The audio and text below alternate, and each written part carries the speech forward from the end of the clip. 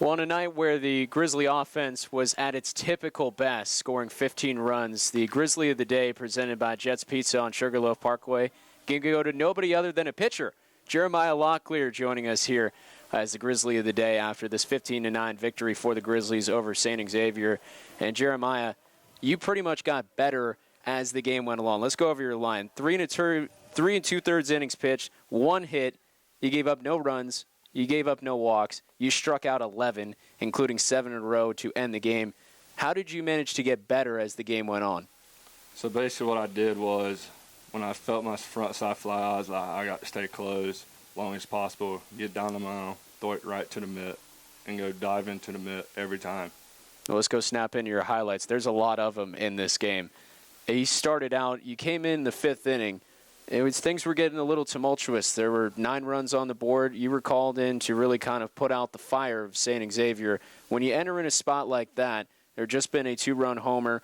What's your first step? What's the first goal in your mind?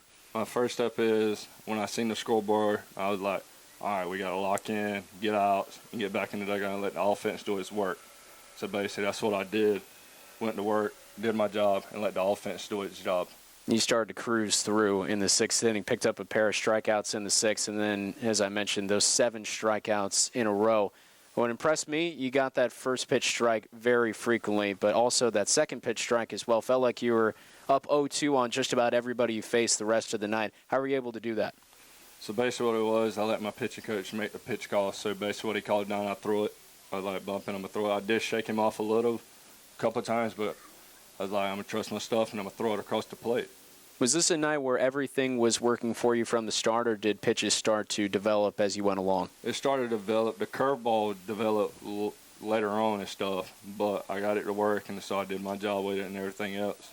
So we talked about, before we went on, how amped up you were in the 5th inning when you got that caught stealing. You got out of the inning, 6th inning as well. You get out of that inning once again without giving up any runs.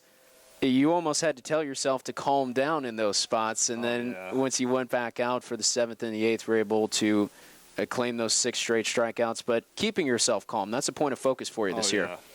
So basically what it is, in the fall we had a rare car moment. It was like step off the mound, take a deep breath and everything else. But I had my defense with me, Cobb, Braxton, and Caden. They was like, hey, deep breath, relax, do your job. We got you behind you. So I trusted them, and I did my job. One of the things that Sheets talked about earlier this week was you as a pitching staff are able to be so much more confident because you know your offense is going to have your back. And they scored in 7 of 8 innings tonight, 15 total runs. What does that allow for you as a pitcher to go out there and be more aggressive?